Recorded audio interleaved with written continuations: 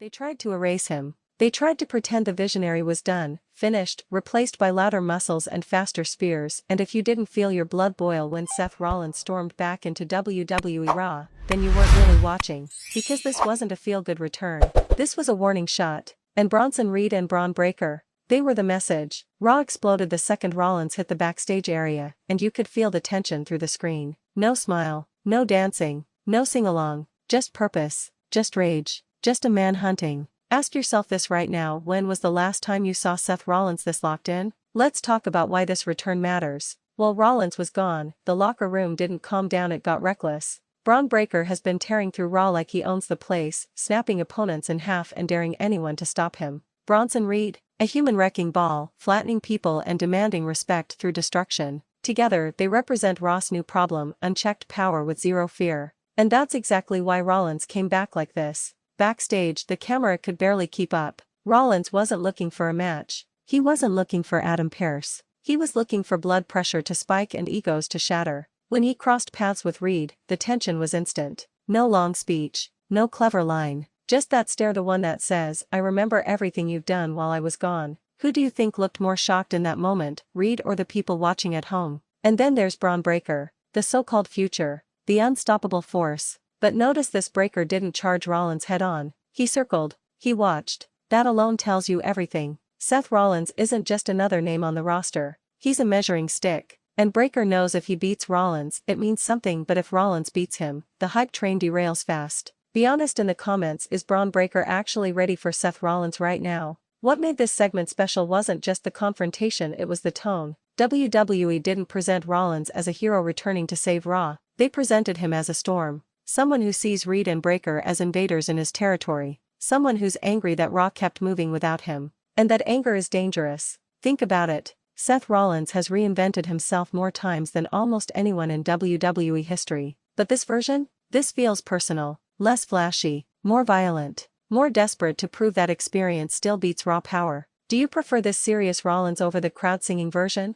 Comment yes or no right now. The biggest question coming out of Raw is simple: who's actually in trouble here? On paper, Rollins is outnumbered. Reed brings mass. Breakker brings speed and explosiveness. But Rollins brings something neither of them has: worse scars. He's been in wars they've only watched back on highlight reels. And WWE made sure we remembered that with how confidently he walked through that backstage chaos. This wasn't a random return. This was a statement aimed directly at the future of Raw. Rollins isn't here to mentor. He's here to dominate. And if Reed and Breakker think they can just bulldoze their way past him, they're about to learn a very painful lesson. One last thing before you scroll away: if this turns into Rollins versus Breakker one-on-one, who are you betting on? The future or the standard? And here's where it gets even more unsettling, because Seth Rollins didn't just return to Raw, he reclaimed it. The camera cuts, the frantic production, the uneasy looks from officials backstage all told the same story: nobody was ready for this version of Rollins. Not management, not the locker room, and definitely not Bronson Reed or Bron Breakker. You could see it in the way security hovered but didn't step in.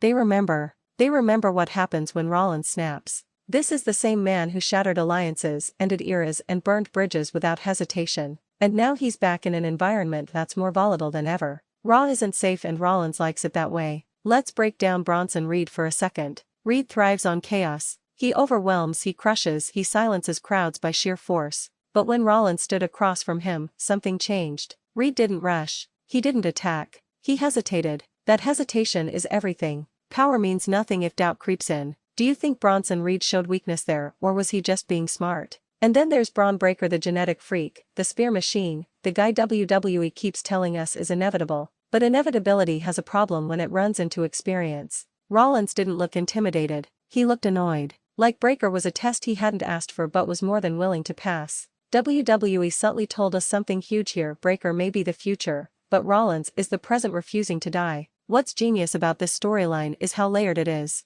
On the surface, it's simple: Seth Rollins versus two monsters. But underneath, it's about relevance. It's about legacy. It's about a veteran who hears the whispers saying, "Raw moved on without you." And Rollins' answer is violence, pressure and confrontation. If you were Seth Rollins, would you go after both men at once, or pick them off one by one? Notice how Rollins never backed down verbally or physically. He didn't flinch. He didn't posture. He stood his ground. That's not arrogance, that's confidence built from surviving moments far worse than this. And WWE knew exactly what they were doing by letting that moment breathe.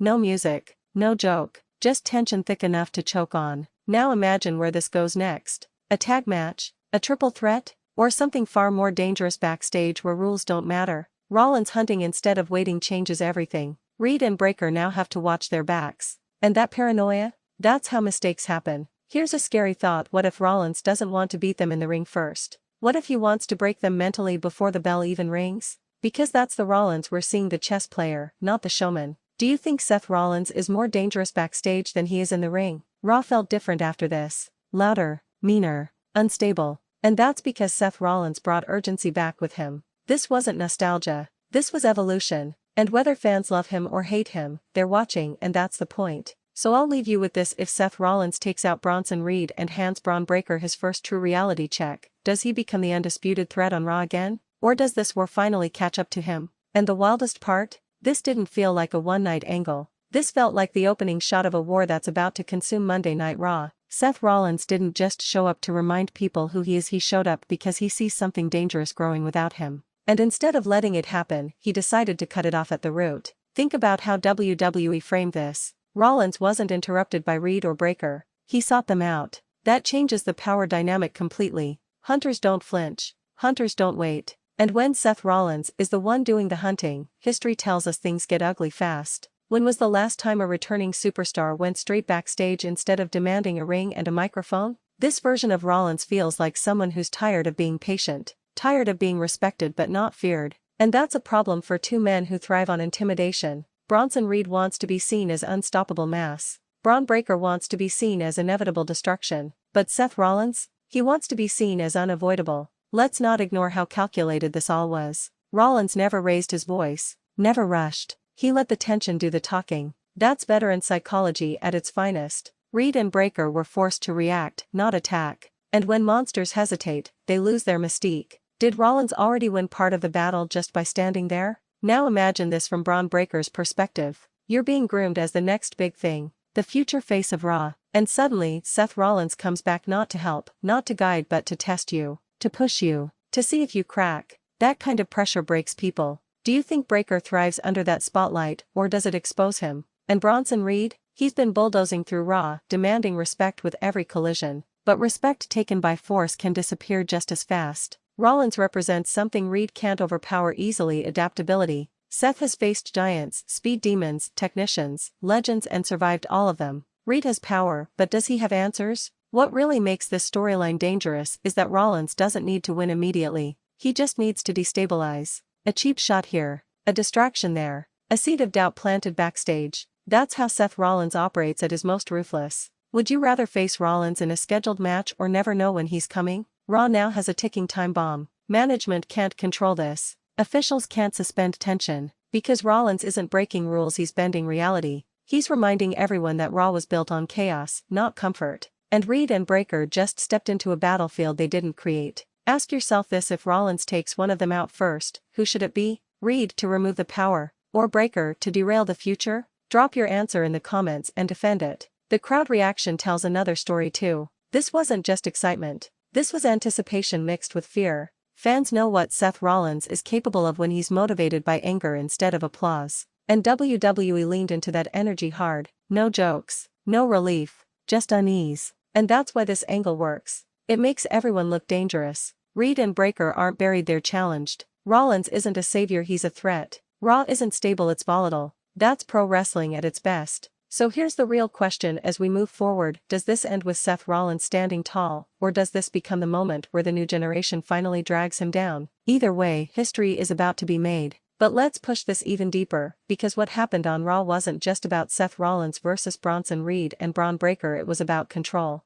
Who controls Raw right now? Because for weeks, it looked like the answer was simple: the monsters, the wrecking crews, the guys who don't talk much and let their power do the screaming. And then Rollins walked back in and flipped the entire atmosphere upside down. The moment Rollins returned, the locker room hierarchy shifted. You could feel it. Wrestlers who were comfortable suddenly weren't. Guys who thought they had time suddenly realized time just ran out. That's the kind of presence Seth Rollins has when he's serious. Not flashy, not theatrical, just oppressive. Do you think some of the Raw roster is secretly hoping Rollins fails? And that's what makes this dangerous. Rollins doesn't just fight opponents, he exposes them. Bron Breakker has been portrayed as fearless, but fear isn't always running away. Sometimes fear is overthinking. Sometimes fear is hesitation, and Rollins thrives in that space. He drags you into deep water and waits to see if you can swim. If this turns into a long rivalry, do you think Breakker's intensity holds up, or does Rollins outsmart him? Then there's the possibility WWE is quietly teasing something even bigger.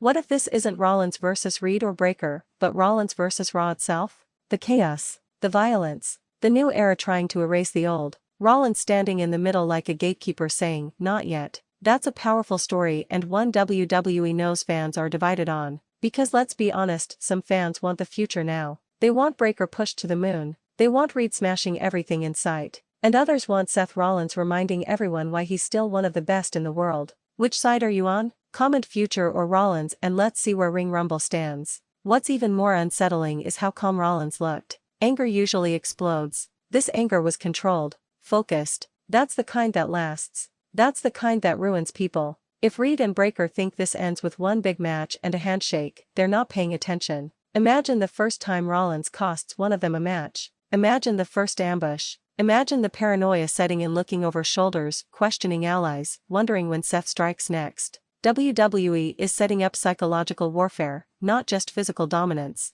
And Seth Rollins is one of the best to ever play that game. Raw is no longer predictable. And that's the biggest win here. Every segment involving Reed or Breakker now has tension because Rollins could appear at any moment. That uncertainty keeps fans watching. It keeps conversations going. It keeps the fire burning. Did WWE just create its most compelling Raw storyline without even booking a match yet? And here's the final thought to sit with: Seth Rollins didn't return because he missed the spotlight. He returned because he refuses to be replaced. And men who refuse to fade away are the most dangerous of all. So keep your eyes open, watch the backgrounds, listen to the commentary. Because this hunt isn't loud, it's strategic. And when it finally explodes in the ring, it's going to change Raw permanently. If you've made it this far, you already know this is must-watch WWE. Drop your final prediction, share this video with someone who loves chaos on Raw, and stay right here with Ring Rumble. Because Seth Rollins is back, and nobody is safe.